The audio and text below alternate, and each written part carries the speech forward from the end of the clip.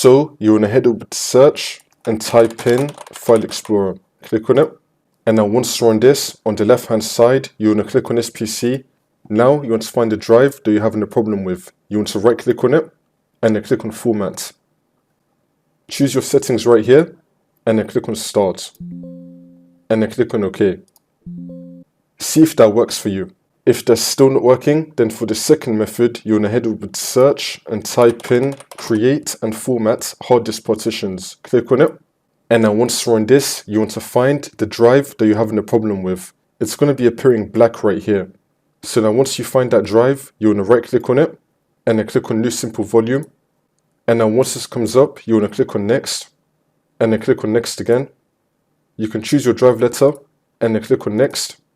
You can choose your settings right here and then click on Next and then click on Finish, which should now format and create your drive, and this should now fix your problem.